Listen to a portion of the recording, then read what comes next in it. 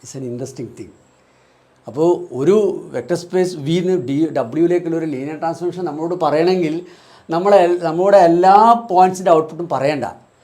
ഈ വിൻ്റെ ബേസിസിൻ്റെ ഔട്ട്പുട്ട് മാത്രം നമുക്ക് തന്നാൽ മതി. ബാക്കിയുള്ള എല്ലാ പോയിൻറ്റ്സിൻ്റെ ഔട്ട്പുട്ട് നമുക്ക് ഇങ്ങനെ ഉണ്ടാക്കിയെടുക്കാൻ പറ്റും. ഇതൊരു ഇൻട്രസ്റ്റിംഗ് കാര്യമാണ്. ഇനി എനിക്കിത് വളരെ ഇൻട്രസ്റ്റിംഗ് ആണ്. മാത്രമല്ല ഇതിന് ഒരുപാട് കോൺസിക്വൻസസും ഉണ്ട്. ഞാൻ ജസ്റ്റ് ഇങ്ങനെ പറയാൻ മാത്രം, കൂടുതൽ എക്സ്പ്ലെയിൻ ചെയ്യുന്നില്ല.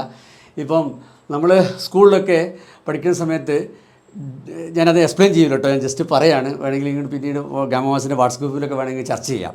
അതായത് നമ്മുടെ സ്കൂളിലൊക്കെ ഡിഫറൻഷിയേഷനും ഇൻ്റഗ്രേഷനൊക്കെ പഠിക്കുന്ന സമയത്ത് ഡെറിവേറ്റീവിൻ്റെയൊക്കെ കുറച്ച് ഫോർമുലകളെ നമ്മൾ പഠിച്ചിട്ടുള്ളൂ അല്ലേ. ഒരുപാട് ഫംഗ്ഷൻസിൻ്റെ ഡെറിവേറ്റീവ് നമ്മൾ പഠിച്ചിട്ടുണ്ടോ? ഇല്ല, വളരെ കുറച്ച് ഫംഗ്ഷൻസിൻ്റെ ഡെറിവേറ്റീവേ നമുക്കറിയുള്ളൂ.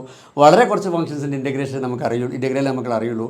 പക്ഷേ അത് വെച്ചിട്ട് ഇഷ്ടംപോലെ ഫംഗ്ഷൻസിൻ്റെ ഡെറിവേറ്റീവും ഇഷ്ടംപോലെ ഫംഗ്ഷൻസിൻ്റെ ഇൻ്റഗ്രേഷനൊക്കെ നമ്മൾ ചെയ്യാറുണ്ട്. അതിന് പിന്നിൽ ഈ രഹസ്യ. കാരണം ഡിഫറൻഷിയേഷനും ഇൻ്റഗ്രേഷനൊക്കെ ലീനിയർ ട്രാൻസ്ഫോർമേഷനാണ് എന്ന് നമുക്ക് കാണാൻ പറ്റും. ഞാൻ അത്ര ഡെപ്തിലേക്ക് നമ്മൾ പോകുന്നില്ല.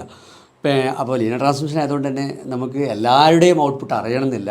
കുറച്ച് ആൾക്കാർ ഔട്ട്പുട്ട് മാത്രം അറിഞ്ഞാൽ മതി. അത് വെച്ചിട്ട് ബാക്കിയുള്ളവരൊക്കെ ഔട്ട്പുട്ട് പറയാൻ പറ്റും എന്നൊക്കെ ഏകദേശം കത്തിയില്ലേ. സോ ഞാൻ ടോപ്പിക്ക് അങ്ങ് വിടുകയാണ്.